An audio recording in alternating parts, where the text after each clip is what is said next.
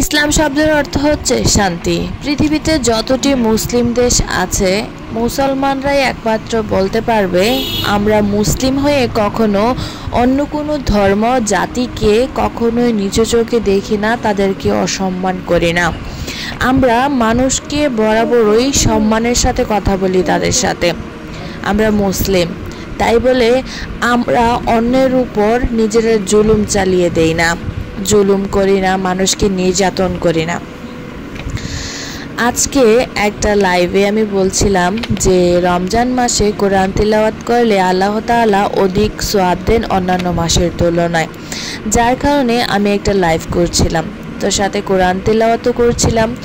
তো যখন আমি লাইভ করছিলাম তখন সম্ভবত ইন্ডিয়ার একজন ব্যক্তি, তিনি হিন্দু, তিনি কমেন্টে এসে আজে বাজে বক্তব্য করছেন যে কোরআন শরীফ নাকি উনি কোরআনের কাগজ বা পাতা দিয়ে উনি নাকি টয়লেটের পেপার হিসাবে ব্যবহার করেন। তারপর তিনি আল্লাহকে নিয়ে, আমাদের নবীজি হজরত মুহাম্মদ সাল্লাল্লাহু আলাইহি ওয়াসাল্লামকে নিয়েও অসংখ্য রকমের বাজে মন্তব্য, বাজে কথা তিনি সেখানে বলেছেন। কিন্তু আমি সেখানে কোনো কিছুই বলিনি, তাকে কোনো প্রতিবাদও করিনি। সেটা তার একান্ত নিজস্ব ব্যক্তিগত ব্যাপার। একজন মানুষ কেমন তা তার কথায় বা বক্তব্যে বোঝা যায়।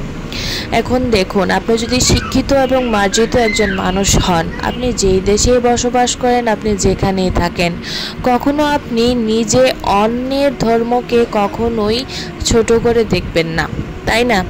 এখানে আমি একজন মুসলিম হিসাবে ওনার কথাগুলোকে, শুধু কমেন্টগুলোকে পড়েছি, কিছু বলিনি। তখন আমি কোরআন তিলাওয়াত করতেছিলাম, আল্লাহ তাআলা তাকে হেদায়েত দান করুক। সেখানে তিনি কোরআনকে লাথি দিয়ে কমেন্ট করছি, তিনি বলেছেন তোদের কোরআনকে লাথি দিয়ে কমেন্ট করছি। তারপর তিনি মহানবী হজরত মুহাম্মদ সাল্লাল্লাহু আলাইহি ওয়াসাল্লামকে নিয়ে অসংখ্য রকমের বাজে মন্তব্য করেছেন। তারপর তিনি আল্লাহকে নিয়ে অত্যন্ত বাজে কথা বলেছেন। তিনি কোরআনকে নাকি টয়লেটের পেপার হিসাবে ব্যবহার করেন। আমরা মুসলিম, আমরা বাংলাদেশে বসবাস করি।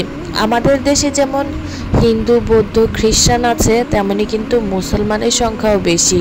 কিন্তু আমরা কখনো অন্য ধর্মের মানুষকে অবমাননা কিংবা নির্যাতন, নিপীড়ন করি না। আমরা মানুষ হিসাবে প্রত্যেকটা মানুষকেই তার নিজ নিজ জায়গা থেকে সম্মানের চোখে দেখি। তো আমরা যদি অন্যান্য ধর্মের লোকদেরকে সম্মান না দিতাম, তাদের উপর অত্যাচার করতাম, তাহলে বাংলাদেশে কখনো হিন্দু কিংবা অন্যান্য ধর্ম কখনোই থাকতো না।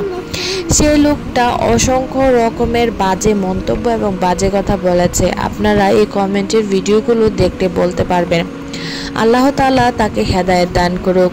আর মুসলিম জাতিকে, মুসলিম উম্মাহকে, যত মুসলিম ভাই বোন আছেন সবার দৃষ্টি আকর্ষণ করছি, আপনি ভিডিওটা শেয়ার করে অন্যকে দেখার সুযোগ করে দিন।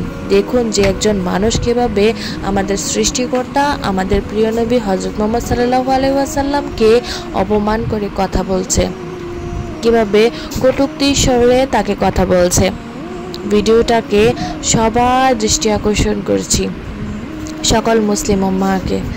আশা করছি আপনারা আমার কথার সাথে একমত পোষণ করবেন। আমরা মুসলিম হিসাবে